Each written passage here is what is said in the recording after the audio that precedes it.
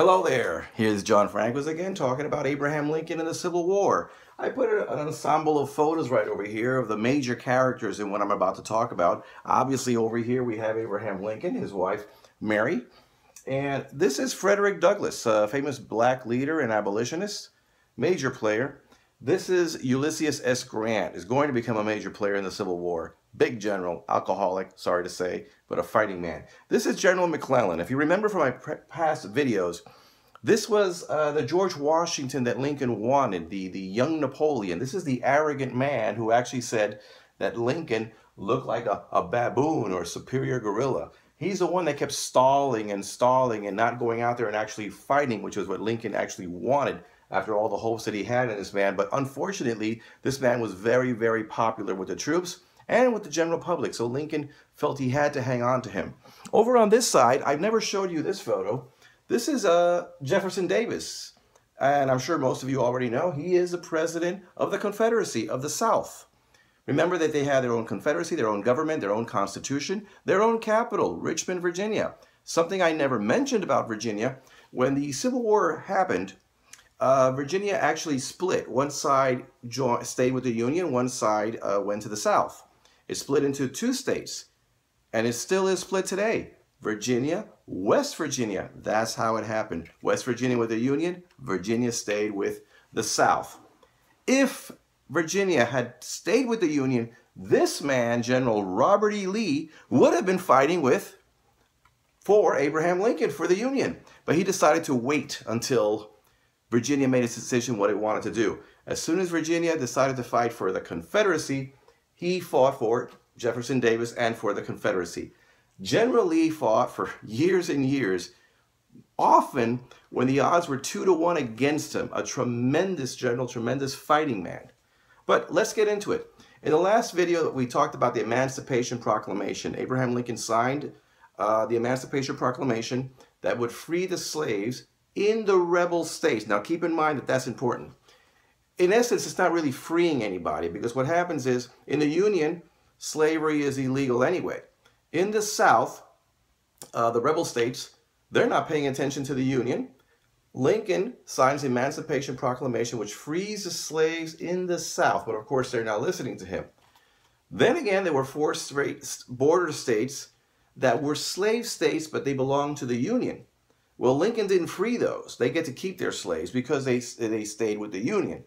It's kind of a weak agreement. It's a start. It's not something that Frederick Douglass and other abolitionists wanted. They wanted Lincoln to move a little quicker with this. Lincoln was being very cautious. If he freed the slaves in those 4 slave states, they probably would have joined the South, and the North probably would have lost the war. We don't know. But anyway, in my last video, I also mentioned that Abraham Lincoln's and Mary's son Willie died. Mary was very distraught. Her behavior was very erratic. She started shopping and shopping. In one shopping spree, she bought 300 pairs of gloves. And Lincoln at one time had to really shake her up a little bit and tell her, look, if you have to control yourself, you have to get it together. Mary did kind of get it together, and I think she was doing it for her own sake, but also for her husband, who was under tremendous pressure. So she was trying her best to get it together. But she started going to seances, where she felt that she could listen or hear the spirit of Willie. Lincoln actually participated in one. He felt that these fortune tellers, or whatever they were charlatans, that they were taking advantage of his wife, Mary Lincoln, but he didn't know how to stop her. It was kind of her constellation. She began to think that she could see dead Willie and dead Eddie, her first son who had died, that she would be sleeping in bed, wake up, and they would be standing there. She said that the dead would visit her and all. This would get worse as the years went by, I have to say, sadly. But at the moment, the seances became some kind of a consolation to her.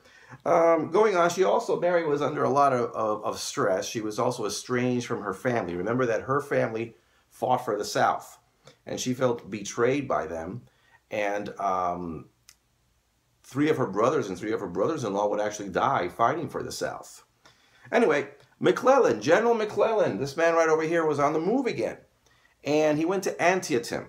Antietam, I hope I pronounced that correctly. But in that battle, 6,000 died. And Robert E. Lee was on the run. He had Robert E. Lee on the run. Now, what did General McClellan do? He should have chased Robert E. Lee, attacked him, forced Robert E. Lee to surrender. Perhaps the war would have been over, or it would have been at least a major victory. He didn't do that. Abraham Lincoln was furious. He was furious, but it was nevertheless a victory for the Union. And Abraham Lincoln decided, okay, time to pull out the Emancipation Proclamation and get it signed. It was signed and made official on January 1st of 1863. Anyway, what can I say? Lincoln finally, however, ended up replacing General McClellan after the congressional elections, and he nominated General Burnside to lead the troops. The South, after the Emancipation Proclamation, of course, they were angry. They felt that Lincoln was a tyrant freeing their slaves. The Union, I have to say, was also angry because they felt that Lincoln betrayed them. He said that he wanted union. He never talked about freeing any slaves. They weren't fighting to free slaves. They were fighting to keep the country together. They felt betrayed. The abolitionists, on the other hand, Frederick Douglass and so forth, were angry because they felt Lincoln was going too slow. Why not ban slavery altogether? Lincoln felt like he didn't have a friend anywhere. He couldn't please anybody. In the meantime, Abraham Lincoln and Mary didn't really have much time together, and they felt that they were not much of a consolation to each other during all of this. Lincoln himself said that he felt that he had no friends at all over there. The White House became, in Lincoln's words, worse than hell. So, I had mentioned that he replaced General McClellan with General Burnside. Then he replaced General Burnside with General Hooker, Joseph Hooker, Fighting Joe. General Hooker promised that he would destroy the South. And he went after Robert E. Lee. He had 2-to-1 advantage in manpower. But Robert E. Lee got away, and Hooker lost that battle. Ulysses S. Grant, not the commanding general of the whole army, but he was a general nonetheless, won a very big victory in Vicksburg. Another general, General Meade, set out to fight with Robert E. Lee in Gettysburg.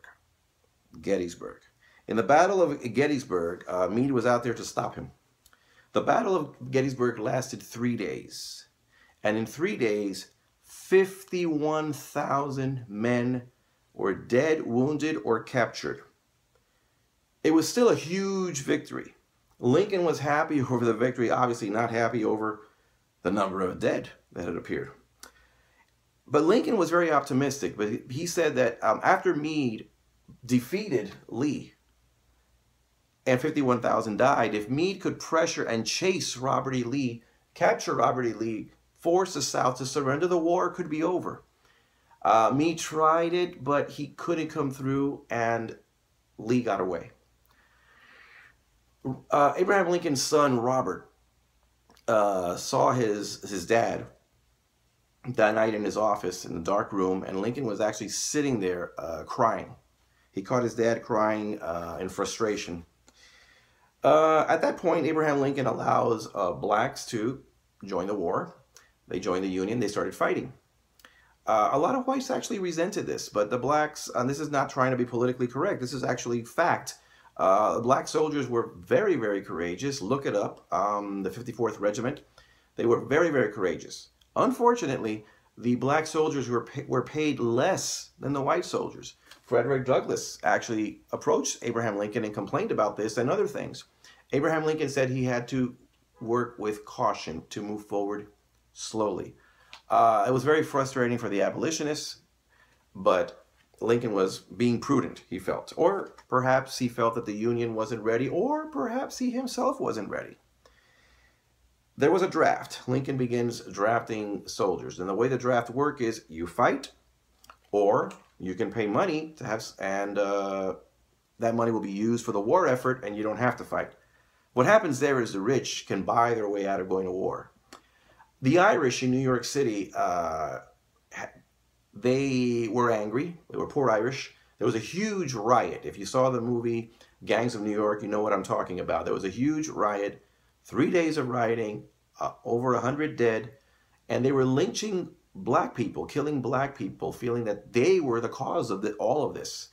And as I mentioned, a lot of damage, over 100 dead. Okay, Lincoln goes to Gettysburg to commemorate a new cemetery that would be built on where the battle had happened. The ground was still moist from burying all the dead. Look up the Gettysburg Address. You know, just go to Wikipedia, go wherever. Look up the Gettysburg Address. And the Gettysburg Address is 10 sentences. And it's about 3 minutes that Lincoln lasted giving the address in his speech.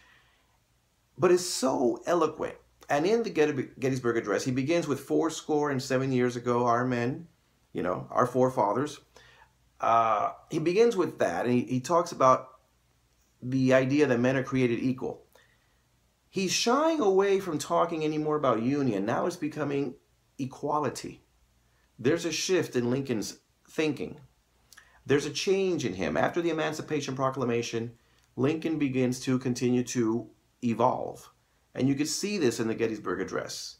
Something else that's amazing about the Gettysburg Address is, remember, Abraham Lincoln only had 1 year of schooling.